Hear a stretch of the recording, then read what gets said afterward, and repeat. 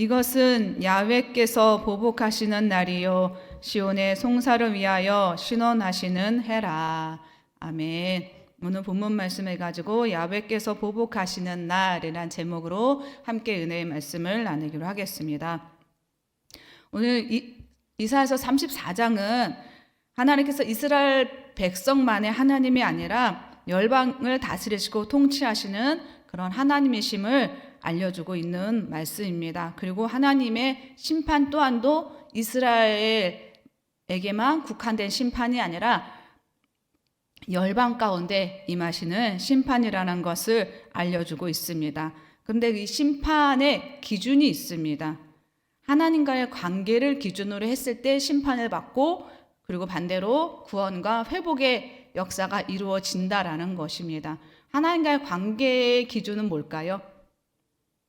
하나님을 경외하는 삶, 하나님을 사랑하고 신뢰하고 주신 말씀을 순종하며 사느냐, 이렇게 경외하는 삶을 사느냐에 따라서 심판을 받기도 하고, 그렇지 않으면 하나님을 경외하지 않으면 심판을 받고, 또 경외하는 백성에게는 하나님의 회복이 있다라는 것을 알려주고 있는 것입니다. 근데 오늘 본문에 하나님을 대적하고 경외하지 않는 열방을 향해서 하나님은 그 열방을 심판하시겠다라는 예언의 말씀을 주고 계십니다. 그리고 또 하나님의 이 심판은 하나님의 주권에 의해서 이루어지고 있다라는 것을 말씀해 주고 있습니다. 자, 첫 번째로는 야훼께서 보복하시는 날에 대해서 살펴보기로 하겠습니다. 함께 아까 읽었던 34장 8절 이것은으로 시작을 합니다. 자, 여기서 이것을 가리키는 것은 뭐냐면 34장의 1절부터 7절까지 열방과 애굽에 대해서 하나님이 심판하시겠다, 이렇게 내가 징계하겠다, 심판하겠다, 멸하겠다라고 말씀을 하셨는데, 그 하나님의 심판의 이유가 뭐냐라는 겁니다.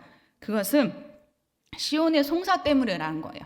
여기서 시온이라는 것은 예루살렘을 가리키는 말인데요, 예루살렘이 송사했다라는 거예요. 하나님께 고소했다라는 거예요. 그들의 고소를 통해서 하나님이 신원, 그들의 맺힌 원한을 풀어주기 위해서 열방과 에돔을 심판하시겠다라는 겁니다. 물론 그들의 죄악이 있었기 때문이기도 하지만, 또 다른 이유는 시온이 하나님께 송사했고, 그들의 송사를 통해서 하나님이 그들의 맺힌 한을 내가 풀어주겠다, 그러므로 인해서 열방을 내가 심판하겠다라고 말씀하시는 하나님의 그 말씀입니다. 자, 그러면 하나님께서 저와 여러분에게 이 본문을 통해서 알려주시는 건 뭐냐면, 하나님은 택한 백성, 하나님의 자녀들을 괴롭히고 고통당하게 하는 사람은 하나님이 직접 심판하시고 징벌하시고, 그리고 또 사랑하는 자녀는 하나님이 또 이거를 통해서 위로하시고, 그리고 보상을 주신다라는 것을 뜻하고 있는 것입니다. 열방은 이야기할 겁니다. 하나님, 왜 우리는 시온을 대적하고 시온을 미워했지 하나님을 대적한 게 아닌데 왜 우리가 이렇게 심판을 받아야 됩니까? 라고 얘기할 수가 있습니다. 그런데 하나님께서는 하나님이 사랑하시고 택한 백성이라는 겁니다. 하나님이 사랑하시고 택한 백성을 괴롭히고 그들을 대적했다라는 건데, 그들을 대적한 건 결국 하나님을 대적한 것이다 라고 말씀해 주시고, 그런 뜻 안에서 그 열방을, 에돔을 심판하시겠다라고 심판을 예고해 주고 계시는 겁니다. 자, 그러면 하나님의 심판이 어떻게 임하는지, 열방과 에돔이 어떻게 임하는지 자세히 살펴보면, 이사야 34장 2절에서 4절에 보면, 대저 야훼께서 열방을 향하여 진노하시며 그들의 만군을 향하여 분내사 그들을 진멸하시며 살육당하게 하셨은즉 그 살육당한 자를 던진 바 되며 그 시체의 약취가 솟아오르고 그 피에 산들이 녹을 것이며 하늘의 만상이 사라지고 하늘들이 두루마리 같이 말리되 그 만상이 세자나무 포도나무 잎에 마른 같고 무화과나무 잎에 마른 같으리라 하면서 하나님의 심판을 아주 무섭게 말씀해 주고 계십니다. 진노하시며 분내시며 진멸하시며 살육당하게 하신다라는 겁니다. 하나님께서 천지를 창조하시고 보시기에 좋았더라라고 말씀하시는 그 천지를 다 이렇게 진멸하시겠다라는 말씀이십니다.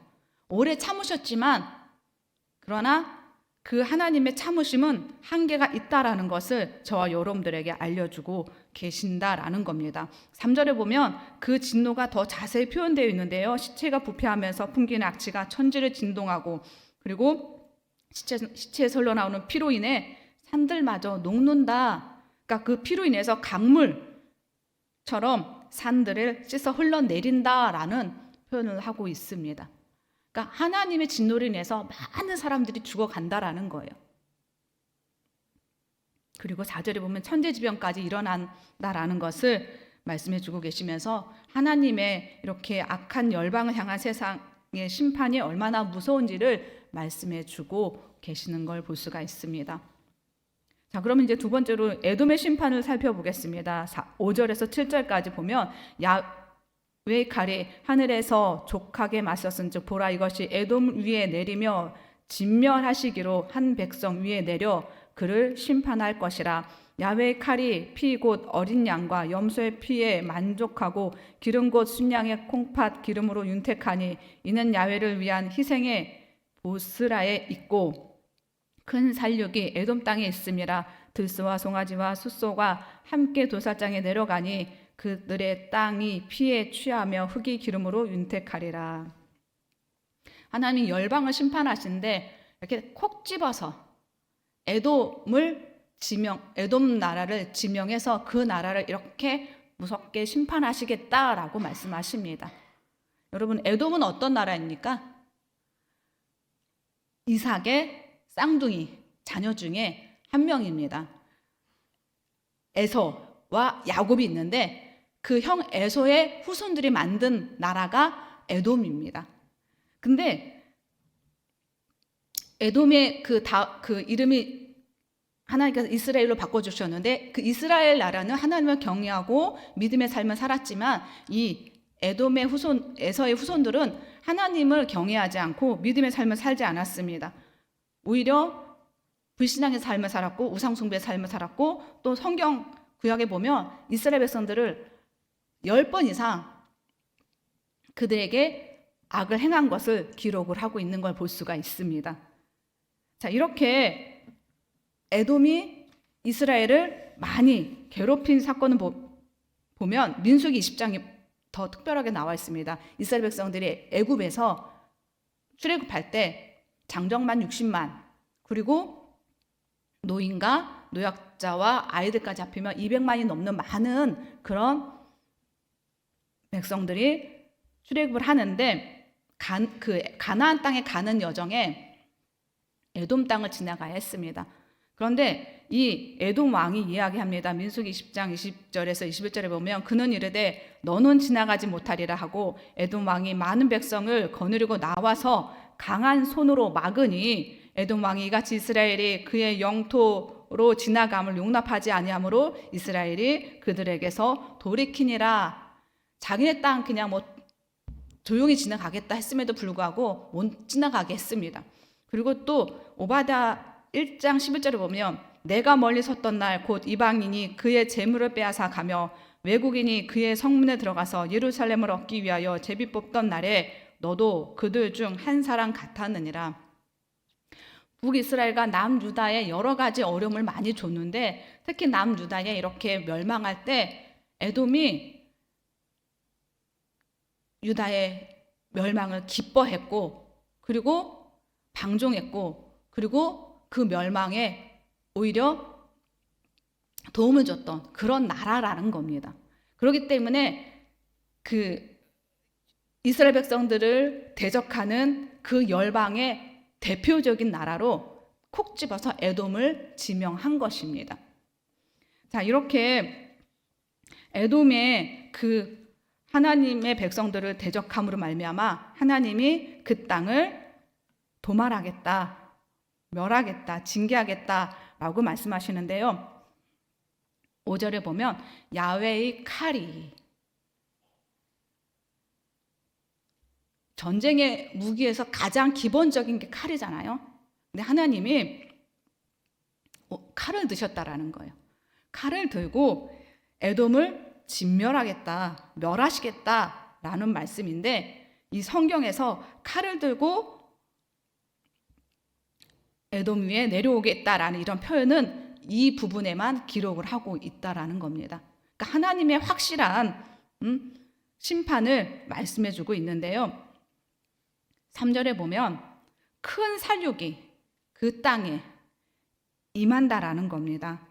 그런데 여기 보면 어린 양, 염소, 수양, 여러 짐승들이 나옵니다. 이거는 그 제사 때 사용되는 그런 제물인데요. 여기 어린 양, 염소, 순양은 작은 짐승입니다. 이런 작은 짐승은 그 에돔의 평민들, 아니면 어떤 군사들 중에서도 병사들과 같은 직급이 낮은 그런 사람들을 지칭하는 거예요. 그러니까 에돔을 멸하는데 어떤 이런 제의식에 사용되는 짐승을 지칭해서 그 땅을, 백성들을 완전히 멸하겠다라는 이야기입니다.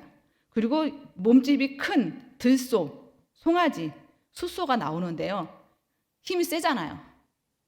근데 이런 힘이 센 것은 뭐냐면 그 땅에 있는 어떤 그 영주, 아니면은 좀 이렇게 권력이 있는 사람들, 아니면 또 군사들을 보면은 어떤 장군, 장수들, 이런 사람들을 지칭하면서 높고 낮음이 없다라는 거, 하나님의 심판은 높고 낮음이 없고 빈부귀천이 없다라는 것을 얘기하고 있는 겁니다.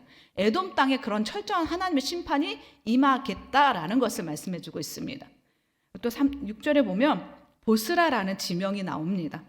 여기 보스라는 에돔의 수도로서 가장 큰 도시입니다. 근데 이 보스라가요, 그 해발 1000m 이상 되는 곳에 있는 그런 지역으로서 난공불락 지역으로 유명하답니다. 그러니까 이 보스라를, 수도를 거기다 세워놓은 건 누구도 이 수도를 침략하지 못할 것이라는 전제하에 거기를 수도로 만들어 놓은 거죠. 그런데 그들이 난공불락이라고 했던 이 보스라까지도 하나님께서 야훼의 칼로 그 땅을 멸하겠다, 진멸하겠다라고 말씀해 주시고 계시는 겁니다. 하나도 남김없이 다 내가 진멸하겠다라는 하나님의 계획하심을 철저하게 말씀해 주고 있는 겁니다.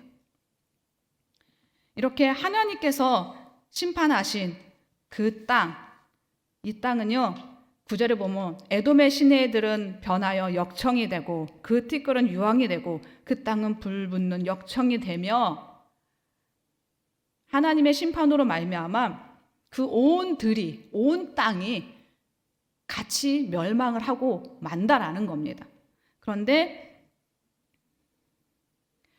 낮이나 밤이나 꺼지지 아니하고 끊임없이 세세 영영이 하나님의 심판으로 말미암아 그 땅은요,